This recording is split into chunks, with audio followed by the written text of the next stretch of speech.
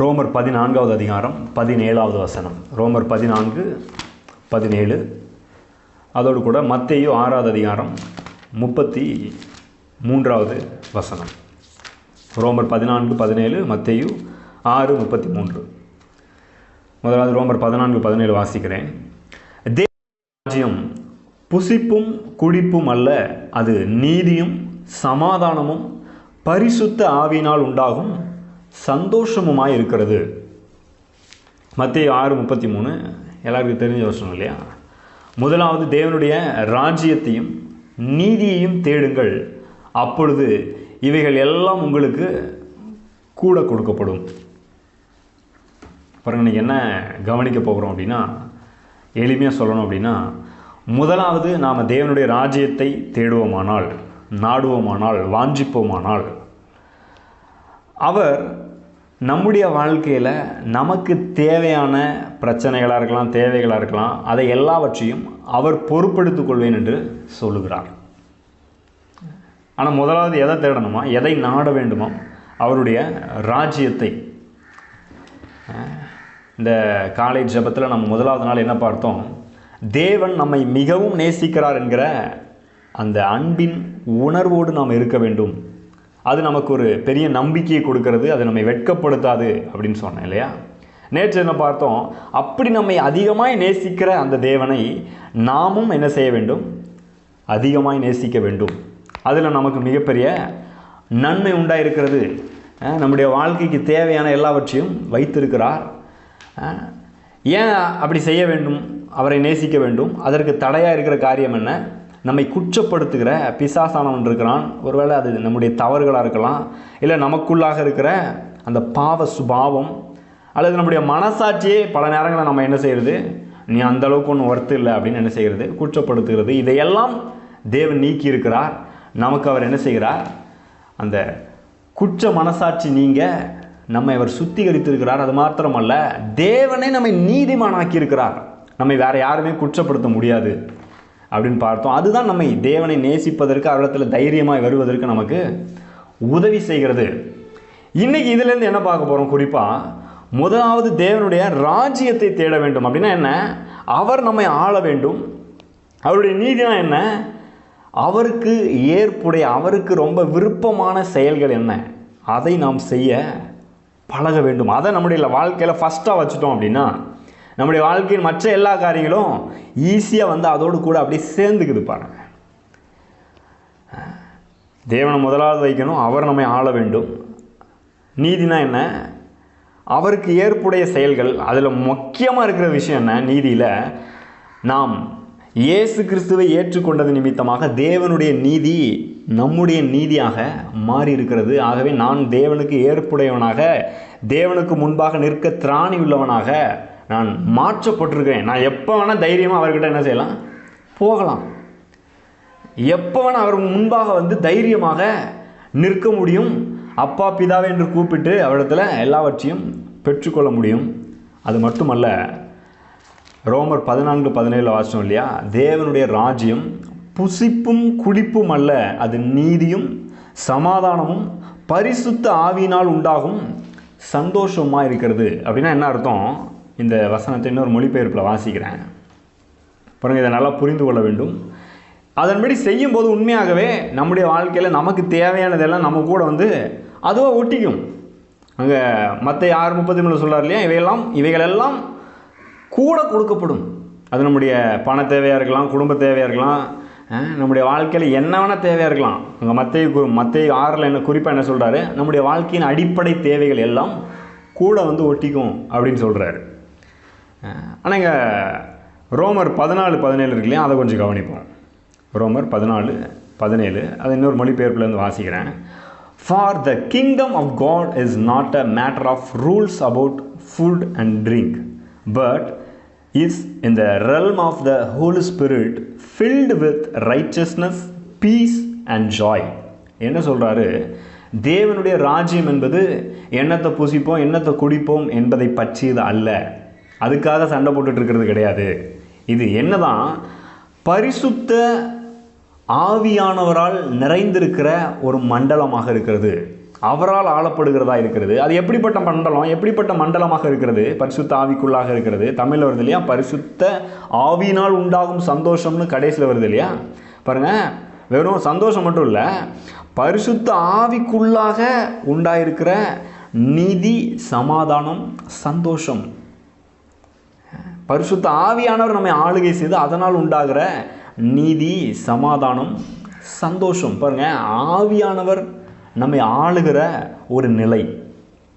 இந்த ரோமர் 14:17 முன்னாடியிலேருந்து கான்டெக்ஸ்டில் வாசித்தோம் அப்படின்னா அங்கே என்ன சொல்லப்பட்டிருக்கு அப்படின்னா, நாம் மற்றவர்களிடத்தில் அன்பு கூறுகிற காரியத்தை பற்றி பேசுகிறார். ஒருத்தன் இந்த உலகத்தில் இருக்கிற எல்லாருக்காகவும் இயேசு மரித்திருக்கிறார். அப்போ வெறும் சாப்பிட்ற விஷயத்தில் இங்கே என்ன பிரச்சனை, எதை பற்றி பேசிகிட்டு இருக்கிறாரு? சிலர் எதை வேணால் சாப்பிட்லான்றாங்க, சிலர் இல்லைங்க இதெல்லாம் சாப்பிடக்கூடாது, இந்தந்த சாப்பாடெலாம் சாப்பிடக்கூடாது அப்படின்றாங்க. சிலருக்கு எதை சாப்பிட்டாலும் பிரச்சனை இல்லை, தேவன் கிறிஸ்து அதை ஏற்றுக்கொண்டிருக்கிறார், கிறிஸ்துவுக்குள்ளே நான் எதை வேணால் சாப்பிட்டுக்கலாம், ஒன்றும் பிரச்சனை இல்லை அப்படின்ற ஒரு அறிவு, தெளிவு இருக்கிறது. சிலருக்கு அப்படி இல்லை. பாருங்கள், ஐயோ இதை சாப்பிட்டா ஏதாயிருமோ, அதை சாப்பிட்டா ஏதாவது ஆயிருமோ, தீட்டாயிருமோ அப்படின்னு பயந்துட்டு இருக்கிறாங்க.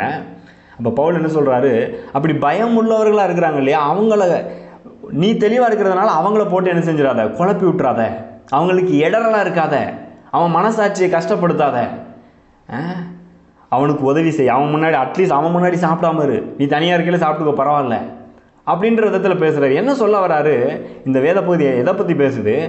நாம் தேவனுடைய ராஜ்யத்தில் தேவனால் ஆளப்பட்டவர்களாய், பரிசுத்த ஆவியானவருக்குள்ளாக ஆளப்பட்டவர்களாய் அன்போடு நடந்து கொள்ள வேண்டும். அந்த அன்பு எப்படிப்பட்ட அன்பு? நீதின்னு சொல்லப்பட்டிருக்கு இல்லையா, தேவனுக்கு ஏற்புடைய செயல், மற்றவர்களோடு இருக்கிற சமாதானம், அதனால் உண்டாகிற எல்லாருக்கும் உண்டாகிற ஒரு பெரிய சந்தோஷம். அப்படிப்பட்ட ஒரு வாழ்க்கையை வாழ வேண்டும். எனக்கு நான் கரெக்டாக இருந்தால் போதும், நான் எப்படி வேணால் இருப்பேன், எப்படி வேணால் சாப்பிடுவேன், எப்படி வேணால் ட்ரெஸ் பண்ணிப்பேன், எப்படி வேணால் வாழுவேன் நான் என் இஷ்டத்துக்கு அப்படின்னு வாழுகிறதல்ல தேவனுடைய ராஜ்யத்தை தேடுகிற வாழ்க்கை. அது பரிசுத்த ஆவியினால் ஆளப்படுகிற வாழ்க்கை. அதான் ஒரு பெரிய பிரசங்கியார் சொன்னார் பாருங்கள். நிறைய பேர் ட்ரெஸ் போடுறதை பற்றி, சாப்பிட்றத பற்றி நிறைய கிரிட்டிசைஸ் பண்ணுறாங்க இல்லையா. ஒரு பெரிய பிரசங்கியார் அதை பற்றி சொன்னார், உண்மையாகவே உங்கள் மனம் புதிதாகி இருக்குமானால், உண்மையாகவே ஆவியானவரால் நீங்கள் வழி நடத்தப்படுவீர்களானால், நீங்கள் இஷ்டத்துக்கு எப்படி வேணால் வாழ மாட்டீங்க.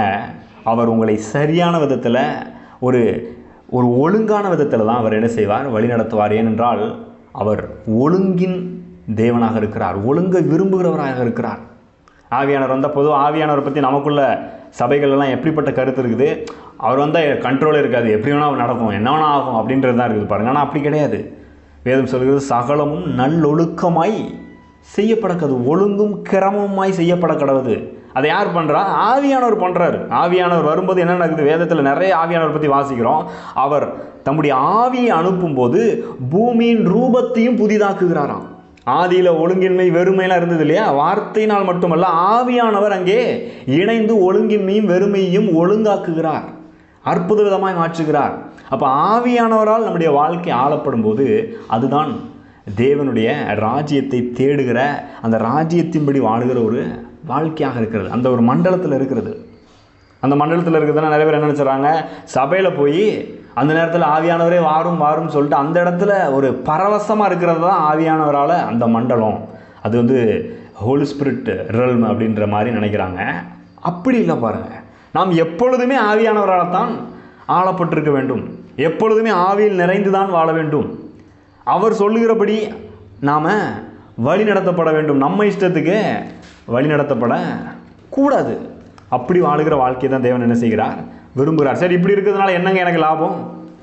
பாருங்கள், நீங்கள் அப்படி இருப்பீர்களானால், ஒருவேளை உங்களை வருத்தப்படுத்தி கொண்டிருக்கிற, உங்களை கஷ்டப்படுத்தி கொண்டிருக்கிற எந்த காரியமானாலும் சரி, அது ஒருவேளை உங்கள் பிள்ளைகளை குறித்த காரியமாக இருக்கலாம், இல்லை உங்கள் வாழ்க்கையிலே ஏதோ உங்கள் எதிர்காலத்தை குறித்தோ, உங்கள் கேரியரை குறித்தோ, என்ன செய்கிறதுன்னு தெரில, இல்லை திருமணத்தை குறித்தோ, இல்லை வேலையை குறித்தோ, எதை குறித்தோ என்ன செய்கிறதுன்னு தெரிலங்க, அது எனக்கு கஷ்டமாக இருக்குது, இல்லை பண விஷயமாக இருக்கலாம். அதை பற்றி நீங்கள் கஷ்டப்பட்டு கவலைப்பட்டு கலங்கி கொண்டிருக்க வேண்டியதில்லை. ஏனென்றால் அவருடைய ராஜ்யத்தை தேடும்போது இதையெல்லாம் அவர் டேக் கேர் பண்ணிக்கிறார். அதை நான் பார்த்துக்கிறேன். ஒருவேளை அது உங்களை ரொம்ப கஷ்டப்படுத்திகிட்டே இருக்கலாம், இல்லைங்க இது தினமும் ஏதோ ஒரு விதத்தில் என்னை கஷ்டப்படுத்திகிட்டே இருக்குது, என்னை வருத்தி வேதனைப்படுத்திக்கிட்டே இருக்குது அப்படின்னு நினச்சிட்டு இருக்கலாம். பல வருஷமாச்சு மாறவே இல்லை, இது இப்படியே இருக்குது அப்படின்னு நினச்சிட்டு இருக்கலாம். நான் சொல்கிறேன், ஆவியானவருடைய மண்டலத்துக்குள்ளாக இருப்பீர்கள் என்றால், அவர் நடத்துகிற அந்த நீதி, சந்தோஷம், சமாதானம் அதனால் ஆளப்பட்டு மற்றவர்களுக்கு முன்பாக அவர் சொல்லுகிறபடி போவீர்களானால், நான் எப்படி வேணா இருப்பேன் அப்படின்னு இல்லாமல் ஒழுங்காக இருப்பீர்களானால், நான் சொல்லுகிறேன், உங்களுடைய பிரச்சனையெல்லாம் அவர் என்ன செய்வார்? பார்த்து கொள்வார். சிலர்லாம் பார்த்துருக்கேன், என் பிள்ளை என் சொல்ல கேட்கவே மாட்டேங்குதுங்க, ஒரே தொல்லையாக இருக்குது. அது ஒரு பெரிய பிரச்சனையாக இருக்குது நிறைய பேருக்கு. பாருங்கள், என்ன பண்ணணும் அப்படின்னா, இது ஒரு உதாரணத்துக்காக சொல்கிறேன். ஆனால் என்ன பண்ணணும் அப்படின்னா, நிறைய இடத்துல நமக்கு பிரச்சனை ஏதாவது ஒன்று வரும்போது, இல்லை சூழ்நிலை வரும்போது நம்ம என்ன பண்ணிடுறோம், நம்ம ஃபோக்கஸை அந்த பிரச்சனையின் மேலேயும் அந்த சூழ்நிலையின் மேலேயும் பிரதானமாக முதலாவது வச்சிடுறோம். முதலாவது தேவனுடைய ராஜ்யத்தையும் அவருடைய நீதியும் தேடுங்கள் அப்படின்னா நம்ம என்ன பண்ணிடுறோம், நம்முடைய பிரச்சனையும் நம்ம சூழ்நிலையும் முதலாவது தேடிட்டு இருக்கிறோம். இதை என்ன பண்ணுறது, இதை எப்படி தீர்க்கிறது, இது எப்படி ஆகும், இது சரியாகுமா சரியாகாதா, ஏன் இப்படியே போயிட்டுருக்கு, எனக்கு மட்டும் அப்படி நடக்குது இப்படின்னு இதை பற்றியே யோசித்து ஃபஸ்ட்டு அதை தேட ஆரம்பிச்சிடுறோம். பாருங்கள், ப்ராக்டிக்கலாக நிறைய நேரத்தை இப்படி தான் பண்ணிடுறோம். நம்ம சில நமக்கு தெரியாமல் நடந்துருது. நம்ம ஃபோக்கஸ் நமக்கே தெரியாமல் தேவனுடைய ராஜ்யத்துலேருந்து வேறு பக்கம் திரும்பிடுது. சிலர் பார்த்தீங்கன்னா, ஏன் இஷ்டத்துக்கு எப்படி வேணா இருப்பேன் நான் அப்படின்ற ரீதியில் இருக்கிறாங்க இல்லையா, கிறிஸ்தவர்களையும் சொல்கிறேன். அப்படி இருக்கும்போது என்ன ஆகுது, அதுவும் தேவனுடைய ராஜ்யத்தை தேடுகிறது கிடையாது. அதுவும் பாருங்கள், நீங்கள் இருக்கிற சோசியல் மீடியா உலகத்தில் எப்படி வேணா இருப்பேன், எப்படி வேணா பேசுவேன், எப்படி வேணா நான் நடந்துப்பேன் அப்படின்ற மாதிரிலாம் போகும்போது என்ன ஆகுது, அது பல கிறிஸ்தவர்களுடைய மனசாட்சியை கெடுத்து அவர்களுக்கு இடரல் உண்டாக்குகிறது. யாராவது ஒருத்தர் தப்பு பண்ணால் அதை போட்டு அப்படியே தாளிக்கிறாங்க இல்லையா, யூடியூப்லேயும் இன்ஸ்டாகிராம்லேயும் மற்ற விஷயங்களையும் சோசியல் மீடியா ஃபுல்லாக. அதெல்லாம் தேவனுடைய ராஜ்யத்தை தேடுவதே கிடையாது. தேவனுடைய ராஜ்யத்தில் ஒருத்தன் தப்பு பண்ணிட்டான்னா அவனை போட்டு எல்லாருக்கும் தெரியப்படுத்தி விளம்பரப்படுத்துறதல்ல தேவனுடைய ராஜ்யம். அப்படிப்பட்டவனை சீர்பொருந்த பண்ணணும் அப்படின்னு சொல்லப்பட்டிருக்கு. அவனுக்கு ஹெல்ப் பண்ணணுமா, ஒருவருக்கு ஒருவர் உதவி செய்யுங்கள், ஒரு பாரத்தை ஒருவர் சுமந்து இப்படியே கிறிஸ்துவின் பிரமாணத்தை நிறைவேற்றுங்கள் அப்படின்னு கலாத்தியர் 6 பவுல் எழுதுகிறாரு. அப்போ அப்படிப்பட்ட ஒரு ராஜ்யத்தை தேடுகிற நிலையில் இருக்கிறோமா, இல்லை நம்ம பிரச்சனையிலேயே ஃபோக்கஸ் பண்ணிகிட்டு இருக்கிறோமா, இல்லைனா மற்றவங்க பிரச்சனை கிடச்சிச்சின்னா அதை வச்சு அப்படியே பேசி பேசி அதையே நேரத்தை போய்கிட்டு இருக்கிறோமா அப்படின்னு நாம் தான் என்ன செய்ய வேண்டும், நம்மை சிந்தித்து பார்க்க வேண்டும். நம்ம எதில் ரொம்ப கவனம் செலுத்திட்டுருக்குறோம், எதை ரொம்ப பெருசாக யோசிச்சுட்ருக்கோம், எப்பொழுதும் நம்முடைய சிந்தனை எதை குறித்தே இருக்கிறது. எனக்கு அது கிடைக்கல, இது கிடைக்கல, இது என்ன ஆகுமோ தெரியல அப்படின்னு யோசிச்சுட்ருக்குறோமா? நான் சொல்கிறேன், தேவனுடைய ராஜ்யத்தை பற்றியே சிந்திச்சுட்டு இருந்தீங்கன்னா, ராஜ்யத்தின் மனநிலை உங்களுக்கு இருக்குமானால் மற்ற எல்லாத்தையும் அவர் பார்த்துக்கிறார். அது வேலையாக இருக்கலாம், குடும்பமாக இருக்கலாம், கல்யாண விஷயமா இருக்கலாம், பண விஷயமா இருக்கலாம், எதிர்காலத்தில் என்ன செய்ய போகணும்னு தெரியலங்க, தேவை சித்தி எனக்கு புரியலன்னு அப்படின்ற ஒரு நிலையாக இருக்கலாம். எல்லாவற்றுக்குள்ளாகவும் அவர் என்ன செய்கிறார், வழி நடத்துகிறார். எல்லாத்தையும் நம்முடைய எல்லா காரியத்தையும் அவர் என்ன பண்ணுறாரு, டேக்கர் பண்ணிக்கிறார். நான் சொன்னேன் இல்லையா, சிலர் வந்து பொழுதுனைக்கு மற்றவங்களையே குறை சொல்லிகிட்டு இருப்பாங்க. குடும்பத்தில் பிரச்சனை அவங்கள குறை சொல்கிறது, வெளியில் யாராவது ஏதாவது தப்பு பண்ணுறாங்கன்னு அதையே பேசிட்டு, அதனால தான் இப்படி ஆயிடுச்சு, இதனால தான் அப்படி ஆயிடுச்சு, அவங்க இப்படி பண்ணதுனால எனக்கு இப்படி ஆயிடுச்சு. பாருங்கள், சில நேரங்களில் உண்மையிலே நமக்கு விரோதமாக வேறு யாராவது பண்ணுறதுனால நம்ம வாழ்க்கை கெட்டு போகுது, மோசமாகுது, நம்மளை தப்பாக பயன்படுத்துனதெல்லாம் நடந்திருக்கு, எல்லாமே உண்மைதான். ஆனால் நாம் முதலாவது தேட வேண்டியது அதை பற்றிய காரியங்களை அல்ல, அதை நமக்கு சரி பண்ணி கொடுக்குற தேவனுடைய ராஜ்யத்தை. அதனால் அதெல்லாம் பார்ப்பதை விட்டுட்டு அப்படியே ஸ்டாப் பண்ணிவிட்டு, ஆண்டவரே நீங்கள் சொல்லியிருக்கிறீங்க, நான் உங்களுடைய ராஜ்யத்தை, உங்களுடைய நீதியை, ஆவியானவரை உம்முடைய வழி நடத்துதலை, உம்முடைய ஆளுகையை, அந்த உம்முடைய ரல்மை, உம்முடைய மண்டலத்தை நான் தேடுறேன், உங்களுக்கு என்னை விட்டு கொடுக்குறேன் அப்படின்னு சொல்லும்போது என்ன ஆகிறது, நம்முடைய வாழ்க்கையை மாறுகிறது. இந்த ராஜ்யம் எங்கெங்கே இருக்குது? லூக்கா 17:21 இயேசு சொல்கிறார் பாருங்க.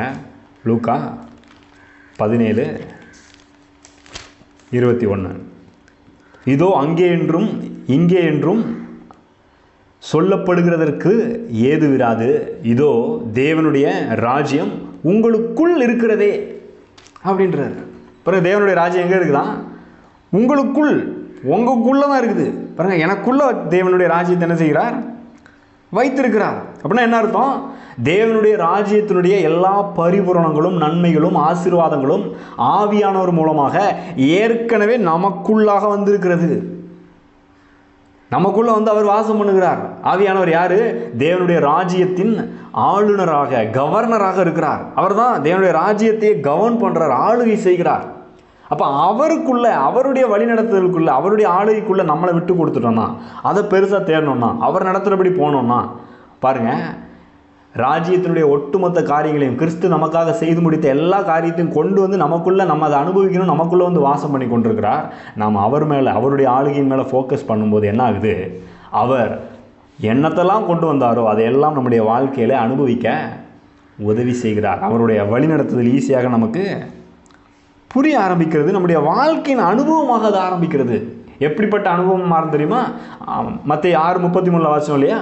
முதலாவது தேவனுடைய ராஜ்யத்தையும் அவருடைய நீதியையும் தேடுங்கள். ஃபஸ்ட்டு அதை ஃபோக்கஸ் பண்ணி அதை தேட ஆரம்பிக்கும் போது இவைகள் எல்லாம் கூட கொடுக்கப்படும் இருக்கு இல்லையா?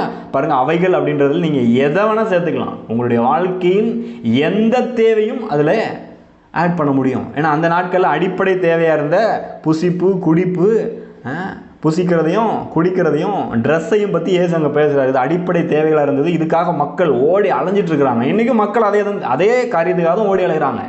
இன்றைக்கி அடிப்படை தேவை பல விதங்களில் மாறிடுச்சு. சாப்பாடு, தண்ணி, ட்ரெஸ்ஸு மட்டும் இல்லாமல் காரு, ஏசி எல்லாமே அடிப்படை தேவை மாதிரி ஆயிடுச்சு. பாருங்கள், ஒரு காலத்தில் அதெல்லாம் லக்ஸுரிஸ் அப்படின்வாங்க. இன்றைக்கி வந்து அது நார்மல்ன்ற மாதிரி ஆயிடுச்சு. நான் சொல்கிறேன், நம்முடைய வாழ்க்கையின் அடிப்படை தேவைகள் எல்லாம் தேவனுக்கு நன்றாய் தெரியும். அதையெல்லாம் கூட என்ன செய்கிறார், ஆட் பண்ணுகிறார். நம்முடைய வாழ்க்கையினுடைய ஆசீர்வாதங்கள் தேவைப்படுகிற அந்தந்த காலத்தில் என்னென்னலாம் தேவையோ அதெல்லாம் அப்படியே என்ன செய்கிறார், கொஞ்சம் கொஞ்சமாக கூட ஆட் பண்ணிகிட்டே வருகிறார். நாம் செய்ய வேண்டியதெல்லாம் என்ன? நான் கிறிஸ்துவுக்குள் இருக்கிறேன், தேவனுக்கு முன்பாக தைரியமாய் வரக்கூடிய அந்த நீதியின் உணர்வோடு நாம் இருக்க வேண்டும். எப்போதும் பாவத்தையும் பிரச்சனையும் சிக்கலையும் அதையே யோசிச்சுட்டு இல்லாமல் தொடர்ந்து தேவனை குறித்த, இயேசுவை குறித்த, இயேசு நமக்கு கொடுத்த நீதியை குறித்த உணர்வுள்ளவர்களாய் நாம் இருக்க வேண்டும். அதுதான் சரி. அதை எப்படிங்க பண்ணுறது? எப்படி அப்படியே எப்போதும் இருக்கிறது? எப்போதும் அப்படியே இருக்க முடியல இல்லையா? பிரச்சனை வரும்போது அது பக்கம் நம்ம மைண்டு திரும்புது, கஷ்டப்படுது. அப்போ எப்படி அதை பண்ணுறது? ஈஸியான வழியை வச்சுருக்கிறாரு. பாருங்கள், எல்லாத்துக்கும் ஆண்டவர் நமக்கு ரொம்ப ஈஸியான வழி தான் வச்சுருக்கிறார். என்னங்க பண்ணணும்? எப்படிங்க அதை தேடுறது? எப்படிங்க அதையே ஃபோக்கஸ் பண்ணுறது? பாருங்கள், அதை பற்றி பிரசங்கிக்கிற நல்ல பிரசங்கியாளர்களுடைய வார்த்தைகளை தொடர்ந்து கேட்டுக்கிட்டே இருக்கலாம். தேவன் அதன் மூலமாக நம்மோடு என்ன செய்து கொண்டிருக்கிறார், பேசிக்கொண்டே இருக்கிறார். கல்வாரி சிலுவையின் மூலமாக தம்மையே பலியாக ஒப்பு கொடுத்ததன் மூலமாக நீங்கள் தேவனுக்கு முன்பாக நீதிமான்கள் ஆக்கப்பட்டிருக்கிறீர்கள், மகிமைப்படுத்தப்பட்டிருக்கிறீர்கள். எப்போவன அவரிடத்தில் வந்து தைரியமாக நிற்க முடியும்? இப்படிப்பட்ட சத்தியங்களை கேட்கும்போது நான் முழுவதுமாய் மன்னிக்கப்பட்டிருக்கிறேன், என் பாவத்தை தேவன் எண்ணுவதே கிடையாது. இதையே கேட்டு கேட்டு கேட்டு நிரப்பும் போது என்ன ஆகுது, அந்த தேவனுடைய ராஜ்யத்தின் சமாதானத்தை, சந்தோஷத்தை, அந்த நீதி உங்களுக்குள்ளாக இருந்து என்ன செய்யும், அப்படி வழிந்து ஓடும். ஏனென்றால் தேவனுடைய ராஜ்யம் எங்கே இருக்கிறது? உங்களுக்குள் இருக்கிறதே.